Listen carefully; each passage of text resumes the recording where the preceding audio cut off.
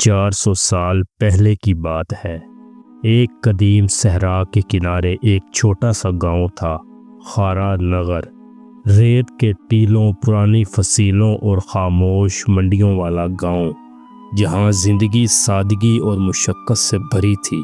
اسی گاؤں میں ایک درویش رہتا تھا جس کا نام بابا زرید تھا۔ بابا زرید ایک مٹی کے بنے حجرے میں رہتا تھا، لوگوں کی چھوٹی بڑی مشکلات سنتا اور ہر سوال کے جواب میں صرف ایک بات کہتا تھا: ہر وہ چیز جو تمہیں ہلا دے وہ تمہاری نہیں، ہر وہ چیز جو تمہیں سنبھال لے وہی تمہاری اصل ہے۔ لوگ اسے ولی سمجھتے تھے، مگر وہ خود کو خاک نشین کہتا تھا۔ اسی گاؤں میں ایک نوجوان رہتا تھا جس کا نام سلمان تھا۔ اس کی آنکھوں میں ایک عجیب سی تپش تھی۔ وہ مسجد میں بھی بے چین، کھیتوں میں بھی بے چین اور بازار میں بھی بے چین رہتا تھا۔ لوگ اسے کہتے تھے، سلمان کے پاس سب کچھ ہے، بس سکون نہیں ہے۔ ایک رات وہ بابا زرید کے پاس پہنچا۔ ہوا تیز تھی، چراغ کی لو کانپ رہی تھی۔ سلمان نے کہا، بابا مجھے سکون چاہیے، میں نے ہر راستہ چل کر دیکھ چکا ہوں، مگر اندر خوف ہے، خلا ہے، یہ دل کسی کو سنبھالتا نہیں۔ بابا نے خاموشی سے اسے دیکھا، پھر کہا، سکون تلاش کرنے سے نہیں ملتا، سکون جگہ بدلنے سے بھی نہیں ملتا، سکون تب آتا ہے جب دل اپنی آواز کو پہچان لے۔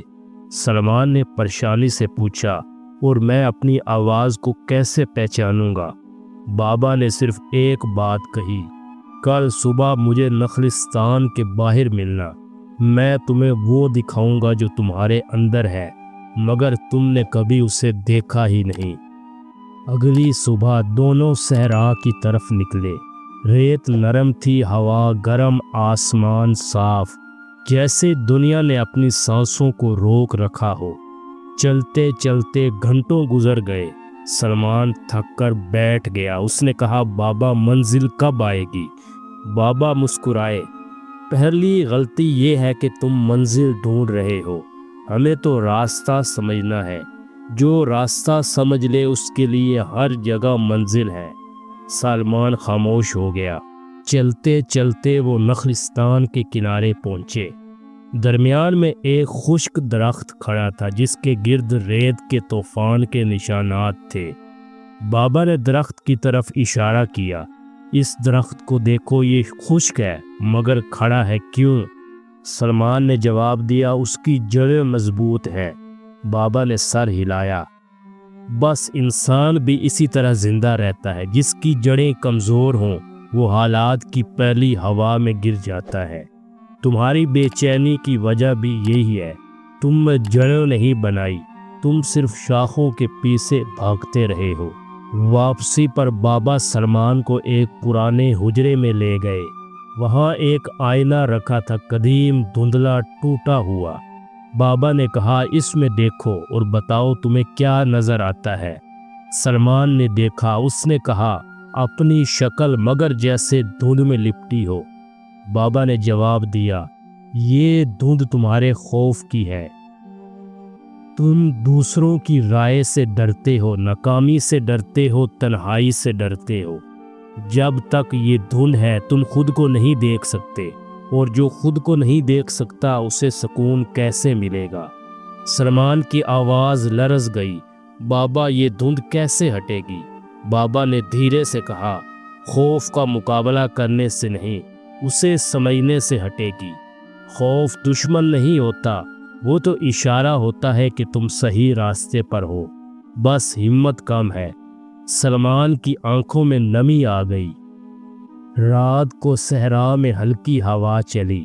بابا نے آگ جلائی اور سلمان کو قریب بلا کر کہا، سلمان آج دل کے اندر وہ جگہ دیکھنا سیکھو جہاں کسی کا فاصلہ نہیں، کوئی آواز نہیں، صرف خاموشی ہے، اور وہ خاموشی حقیقت ہے۔ جو حقیقت کو سن لے وہ کبھی بے چین نہیں رہتا۔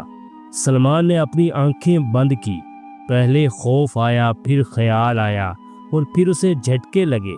پھر ایک لمحہ آیا جب سب رک گیا، صرف ایک عجیب سی روشنی، جیسے دل کے اندر کوئی چراغ جل رہا ہو۔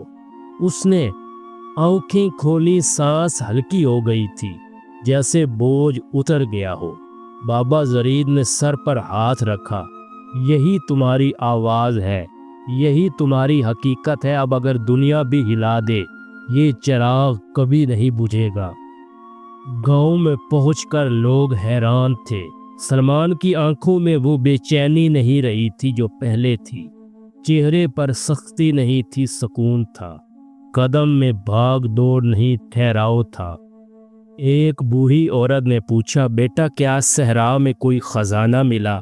سلمان نے مسکرا کر کہا، ہاں، ایک بہت بڑا خزانہ ملا ہے۔ یہ ایسا خزانہ ہے جو نہ چھینا جا سکتا ہے، نہ کھویا جا سکتا ہے۔ مجھے اپنا آپ مل گیا۔ بابا زرید نے اسے دور سے دیکھا اور کہا، اب یہ خاک نشین نہیں، یہ ہوا کا مسافر ہے۔ جو اندر کی ہوا سن لے، اسے باہر کی آندھیاں کیا بگاڑیں گی۔